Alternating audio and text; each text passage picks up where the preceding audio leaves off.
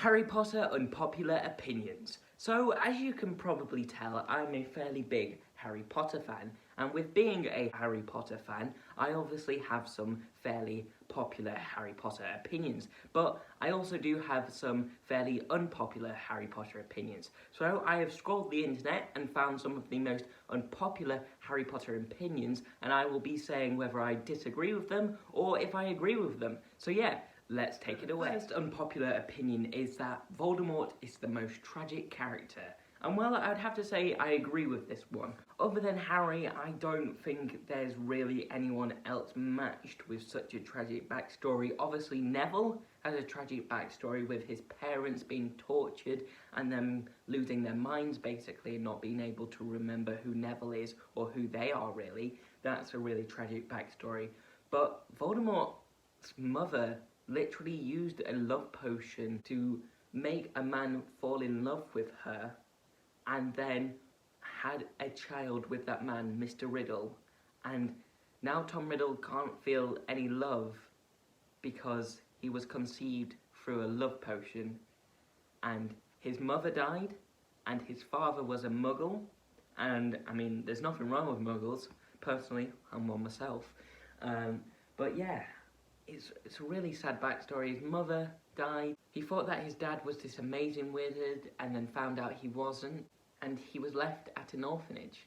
You can't really get much sadder than that, other than Harry Potter, who Voldemort literally killed his parents, both his mother and father, and then when Harry got a kind of father figure within Sirius Black, he was murdered by Bellatrix, and then Remus Lupin died, so did Tonks, so did Madame Moody. All these father figures and mother figures to Harry all died.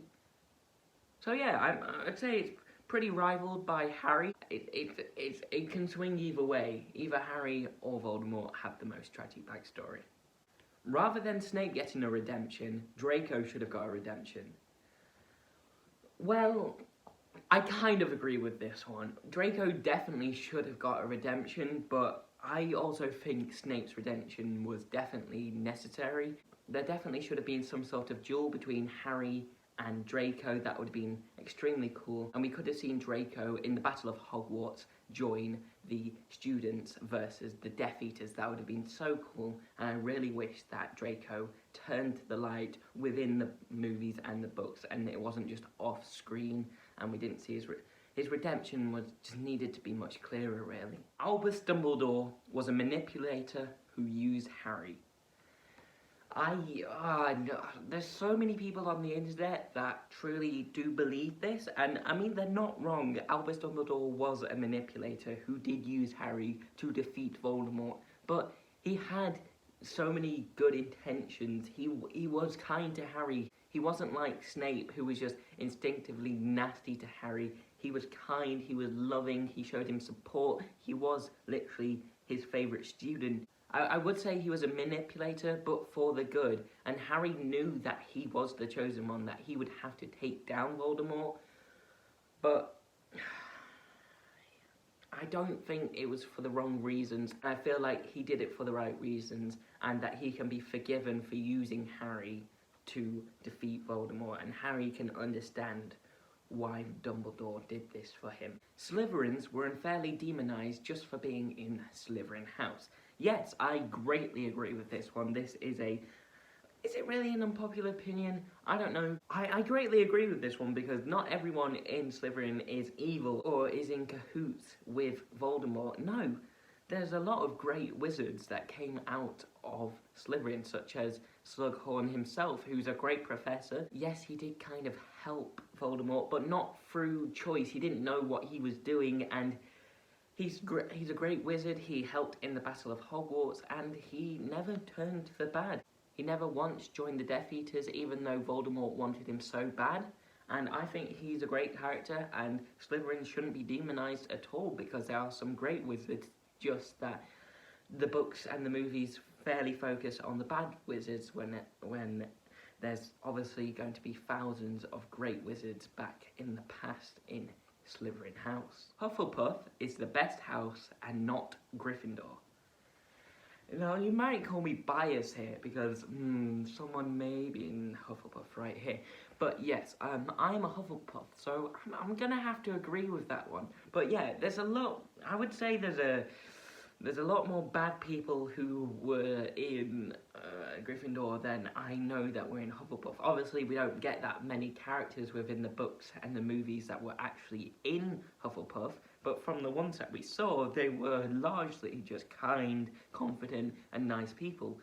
Example, Cedric Diggory. Wormtail, for example, obviously he wanted power. I think that surely he should have been in Slytherin. He was ambitious, he wanted power. He worked with Voldemort, and he was a Gryffindor. He's a bad Gryffindor. Example again, also Albus Dumbledore. Yes, he wasn't a bad person, but he wasn't pure. He wasn't like the best of the best. But Hufflepuff House, there's Professor Sprout, there's Cedric, there's literally no more characters which I can think of. Tonks, she was pure. So I've got to stick with my house and say Hufflepuff House is the best. There is also Ravenclaw, but I mean, I don't literally remember anything about Ravenclaws. Hermione should have not ended up with Ron. Why?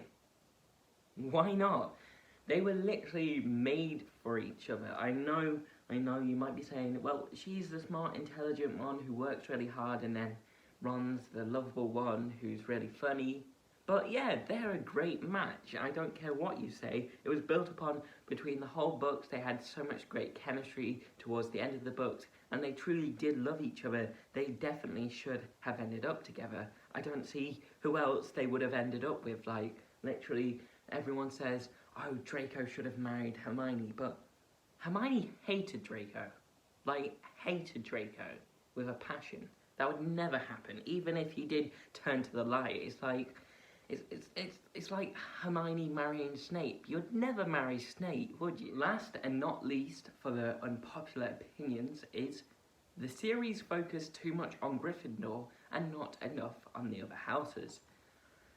Yes and no. They focus too much on Slytherin and Gryffindor and not Hufflepuff and Ravenclaw. Like, I literally don't even remember a single plot line about Ravenclaw.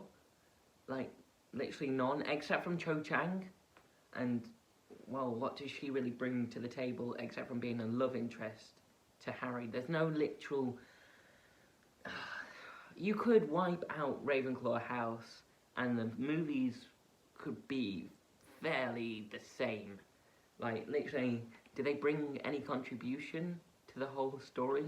Except from Harry having a love interest and Cho Chang's friend in the Order of the Phoenix? I don't know.